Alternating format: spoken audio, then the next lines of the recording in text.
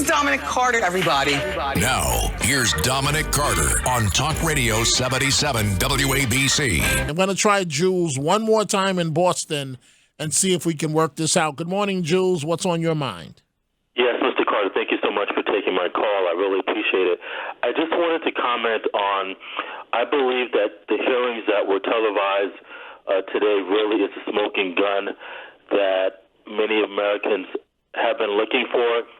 Not so much in terms of the storming of the Capitol, because I do believe that that's questionable whether or not he was directly connected to that. But it does show that the extent of the president's delusion and unfit, actually, to be considered to be president again in the future. So Jules, so let me tell you why, and I want you to work this out with me and play this out. Let me tell you why I do not agree with that and why I say these hearings are a waste of time, right? Your words, a smoking gun. So what is the actual smoking gun? The fact that the people closest to him, the people with the intelligence, he basically said, I'm not going to follow your intelligence, and I'm going to stir up in the American people that this election is a fraud. Okay. The only thing that we have in our country is free and fair elections. Okay. And you have his supporters basically listening to him saying that the election was a lie. Okay, so wait. So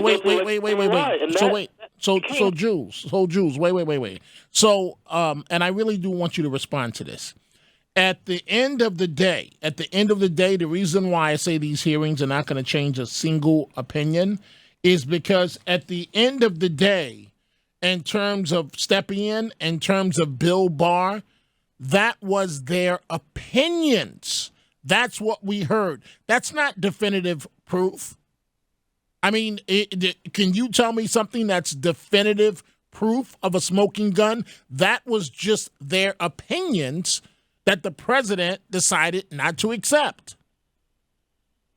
The president decided.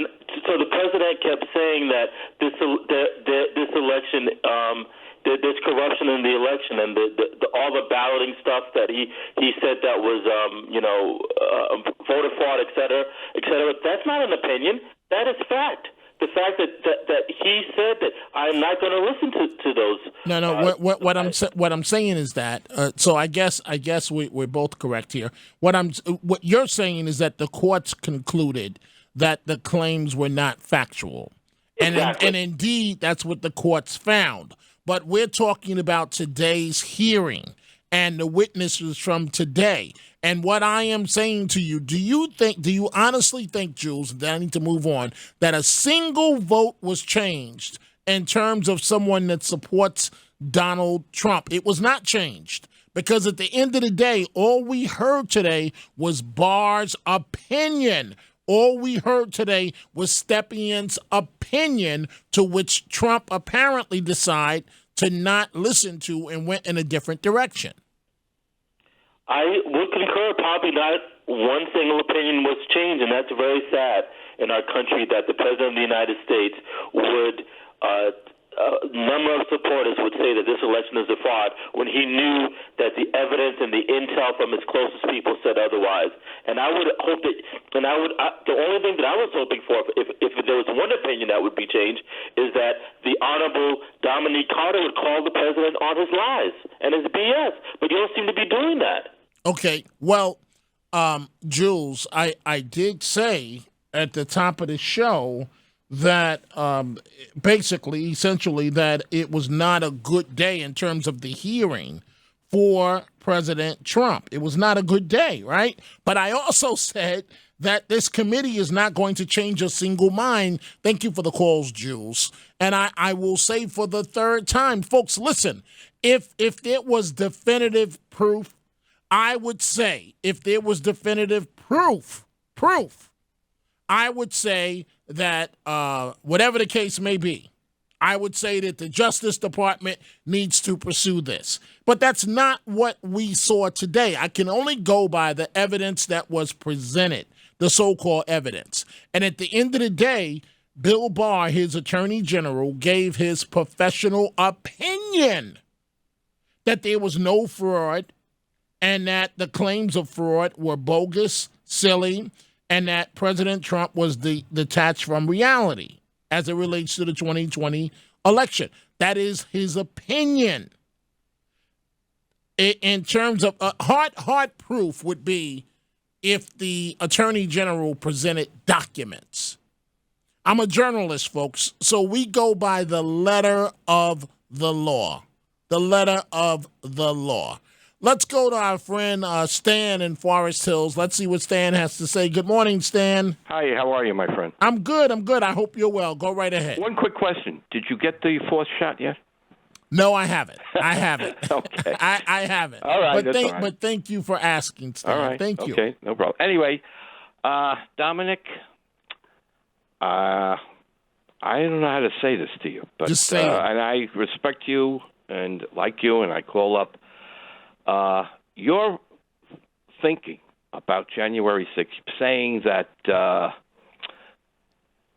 what does it do? It will only make things more divided. Yes. If we don't. Well, Dominic, the history of this country is the history of every man who's run for president who has lost, has declared that he's lost and moved on. And some have challenged it and lost and moved on. But there has never been anybody in this country, in the history that has ran for president, that's gone beyond it and said, after I lost, I still won. And I still won. And I was cheated. And the only person that has ever done that is Donald Trump. The man is a liar. He has deceived most of his people. And I'm sad to say I think he's deceived you. I think you have fallen in. I didn't want to say that because I like you. But to say that, what will it mean? What will it do? If we don't do anything about this situation and this man, it will happen again and again. And the country and democracy and its system is at risk here. I don't, you could say all you want about it won't change people's minds. I don't give a damn if it doesn't change people's minds. Most of them are not going to be changed. Some will, some have changed. But we have a situation here that is so tenuous that if it happens again, I fear for this country. And I think the possibility, and I don't even want to put this on my breath, I fought for this guy, of a possible civil war is a possibility here if this man gets back in. I do believe this man is dangerous, and if you cannot see it, if you do not hear it, even and with all these people, and the Republicans there. I'm sorry. It's okay, Stan. In a second here, I got to move on. But wait. You said that that former President Trump is dangerous. Please tell me how. I think I've just explained it.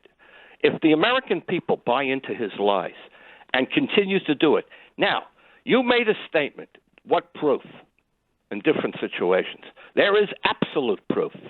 And the Vice President of the United States, if push comes to shove, will testify that the President asked him and told him to change the votes and change the situations. And the Vice President basically said, I can't do that. That's not what I kept pressing him. There is also proof that the President tried to arrange in Georgia. Okay, I'll shop. Wait, no, Stan. But maybe you're referring to something that I don't know. What I recall of this is that Trump wanted Pence to not certify the election. Exactly. But you said that he asked him to change. Exactly. You're saying you're putting up the yes. Now you don't do that. That is technically against the law. That's like collusion or thing. Then. He, to his credit, Vice President Pence said, I can't do that. That's not what I'm here for. And he kept pressing him and pushing him to the extent that he was called a traitor. And they had that hanging noose there and so forth. That's one. I don't want to go into it. I know you're going to cut me off. That's okay. Well, hey, Stan, I always appreciate the calls. Dominic, and I wish you'd read it over. You're a journalist. Please. Okay, well, see, but and thank you for the call, Stan. But that's exactly why I'm stating what I am stating this morning, Stan. Because listen, the testimony was damaging, but it's not proof that the president, knew that he lost the election. It just says that his own attorney general and his campaign manager were like, "Look, the handwriting's on the wall. You lost." And Trump wouldn't accept that. He wouldn't be the first politician I know that did not accept what his own people told him.